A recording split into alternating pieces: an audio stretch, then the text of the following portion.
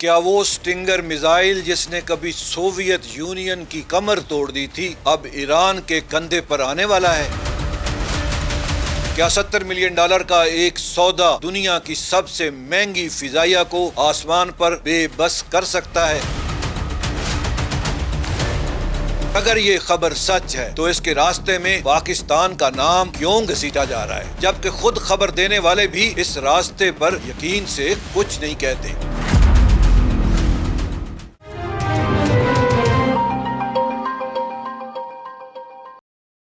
Time line میں خوش آمدید، میں ہوں اکرم نعیم بھروکا۔ آج کی خبر کوئی معمولی خبر نہیں ہے اور اسے دینے والا ادارہ بھی کوئی معمولی ادارہ نہیں۔ یہ خبر رائٹر نے دی ہے، دنیا کی سب سے معتبر خبر رساں ایجنسیوں میں سے ایک، اور اسے لکھنے والے دو صحافی جان آئرش اور جوناتھن سال اپنے شعبے کے ماہر ہیں۔ جان آئرش برسوں سے ایران جوہری مذاکرات اور مشرق وسطیٰ کی سفارتکاری پر رپورٹنگ کر رہی ہیں، اور جوناتھن سال کا تو خاص میدان ہی یہی ہے، ہتھیاروں اور تیل کی خفیہ نقل و حمل پابندیوں کے خلاف ورزی اور شیڈو فلیٹ جیسے موضوعات۔ یہ وہ لوگ ہیں جو برسوں سے یہی کام کرتے آئے ہیں اور بہت اچھا کام کرتے ہیں۔ تو ہم اس خبر کو ایک سنجیدہ معتبر خبر کے طور پر لیں گے اور پہلے پوری طرح سمجھیں گے کہ یہ کہتی کیا ہے۔ 29 جولائی 2026 کو رائٹرز نے ایک خصوصی رپورٹ شائع کی۔ رپورٹ کے مطابق ایران کو چند ہفتوں کے اندر چین سے بنی 300 سے 400 تک شانہ بردار فضائی دفاعی میزائل یعنی سٹنگر میزائل، جس کو مین پیڈز کہتے ہیں، کی پہلی کھیپ ملنے والی ہے۔ سودے کی مالیت $60 سے $70 ملین بتائی گئی ہے۔ یہ معاہدہ ایک ہانگ کانگ کی ثالث کمپنی یونگ چنگ ہاؤسنگ کے ذریعے طے پایا ہے، اور رپورٹ کے مطابق اس میں 2 ماڈل شامل ہیں، QW-12 اور NF-16۔ یہ خبر پوری دنیا میں گونج رہی ہے۔ ٹائمز آف اسرائیل نے اسے نمایاں طور پر شائع کیا، ایران انٹرنیشنل نے اسے ایک سرخی بنایا، پاکستان میں بزنس ریکارڈر نے بھی اسے تفصیل سے رپورٹ کیا ہے، نیوز ویک میگزین نے اسے چین کے وعدے سے جوڑا ہے، اور بریٹ ہارٹ نے اسے آپریشن ایپک فیوری میں ایران کے فضائی دفاع کی کمزوری سے جوڑا۔ آرمی ریکگنیشن اور گلوبل ڈیفنس کارپ جیسے دفاعی جرائد نے ان میزائلوں کی تکنیکی تفصیلات شائع کی ہیں، اور امریکی اخبار US نیوز نے تو رائٹرز کی مکمل رپورٹ دہرائی ہے۔ یعنی یہ کوئی گمنام خبر نہیں ہے، یہ ایک عالمی سطح پر پھیل جانے والی خبر ہے، اور کیوں نہ ہو، کیونکہ اس سے سب کچھ بدل جانے والا ہے۔ اب پہلے یہ سمجھتے ہیں کہ یہ ہتھیار ہے کیا اور یہ اتنا اہم کیوں ہے۔ سٹنگر میزائل کی اس نئی قسم مین پیڈز کا مطلب ہے مین پورٹیبل ایئر ڈیفنس سسٹم، یعنی وہ فضائی نظام جو ایک انسان اپنے کندھے پر اٹھا کر چلا سکتا ہے۔ اور یہاں ایک بات صاف کرنا ضروری ہے، کیونکہ اکثر لوگ اسے غلط سمجھتے ہیں۔ ان میزائلوں کے لیے کسی لانچ پیڈ کی، کسی بڑی تنصیب کی، کسی ریڈار اسٹیشن کی ضرورت نہیں ہوتی۔ ایک سپاہی اپنے کندھے پر رکھتا ہے، نشانہ باندھتا ہے اور داغ دیتا ہے، بس یہی اس ہتھیار کی اصل طاقت ہے، اس کی سادگی اور اس کی نقل پذیری، یعنی یہ بہت سادہ طریقے سے استعمال ہوتا ہے اور جہاں مرضی لے کر چلے جائیں۔ یہ کام کیسے کرتا ہے؟ ان میزائلوں کے آگے ایک انفرا ریڈ سیکر لگا ہوتا ہے، یعنی ایک ایسی آنکھ جو گرمی کو دیکھتی ہے۔ ہر طیارے کا انجن گرمی خارج کرتا ہے، یہ میزائل اسی گرمی کا پیچھا کرتا ہے اور اڑتے ہوئے طیارے کے انجن تک پہنچ کر پھٹ جاتا ہے، اور چونکہ یہ ریڈار استعمال نہیں کرتا اس لیے یہ خاموش رہتا ہے۔ دشمن کے طیارے کو پتہ ہی نہیں چلتا کہ زمین سے کوئی ریڈار اسے تاک رہا ہے، کیونکہ کوئی ریڈار سگنل خارج ہی نہیں ہوتا۔ یہ اندھیرے میں چھپے شکاری کی طرح ہے جو جب تک نظر نہیں آتا جب تک وار نہ کر دے۔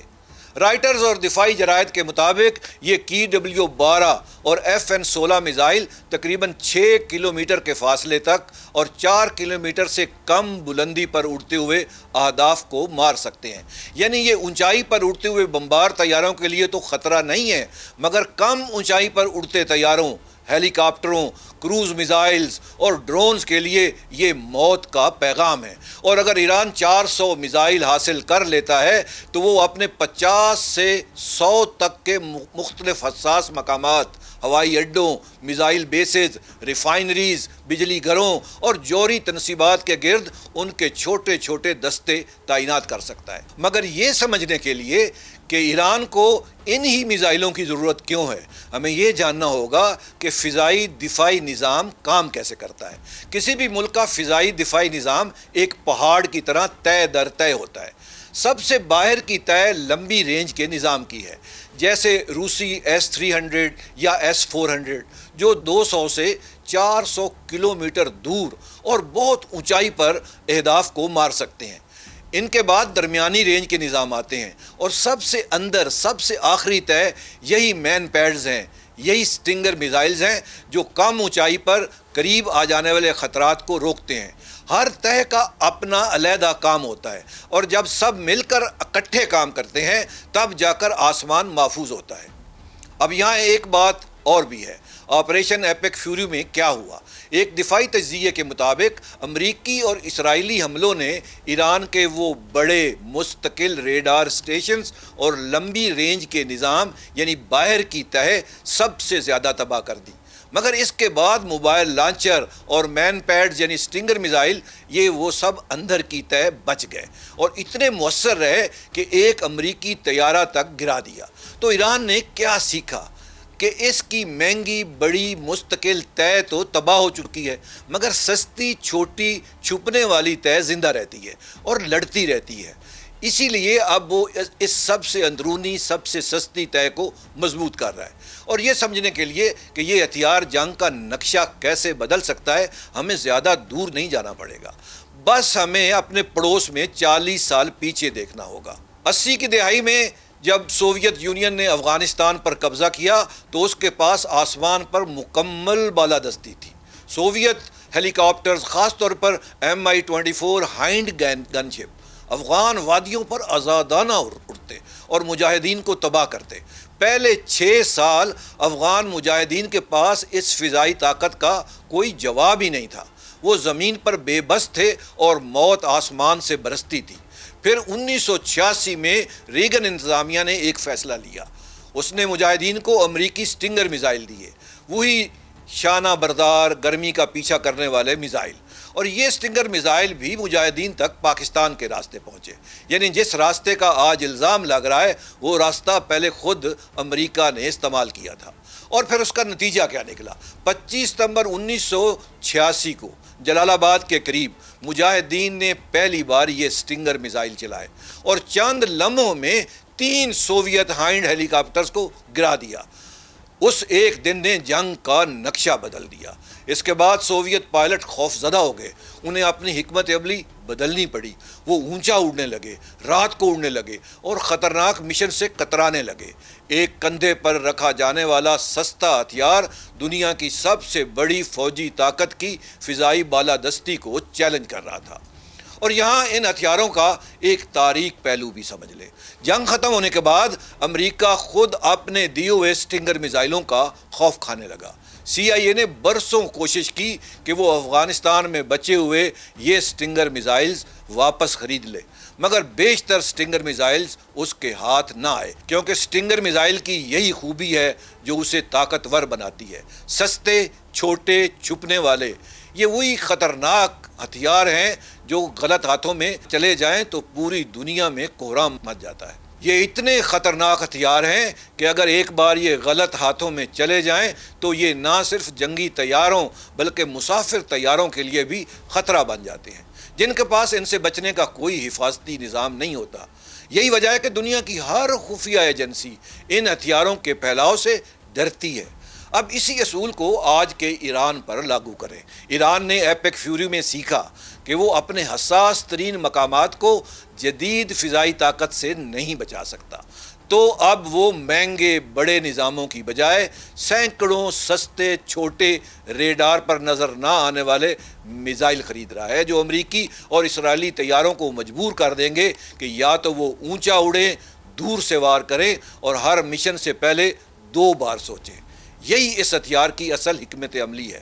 یہ طیارے کو گرائے یا نہ گرائے، یہ آسمان کو خطرناک بنا دیتا ہے، اور جب آسمان خطرناک ہو جائے تو دنیا کی سب سے مہنگی فضائیہ کو بھی اپنی آزادی محدود کرنی پڑتی ہے۔ $70 ملین کا ایک سودا اربوں ڈالر کی فضائی طاقت کو غیر مؤثر بنا سکتا ہے۔ اور یہ خبر اتنی قابل یقین کیوں لگتی ہے؟ اس کی ایک وجہ چین اور ایران کا پرانا رشتہ بھی ہے۔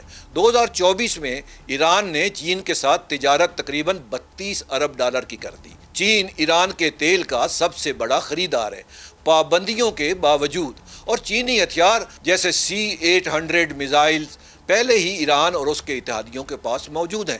رائٹرز نے الگ سے یہ بھی رپورٹ کیا تھا کہ ایران چین سے اینٹی شپ کروز میزائل کے ایک اور سودے کے قریب تھا، یعنی چینی ہتھیار ایران تک پہنچنا کوئی نئی بات نہیں۔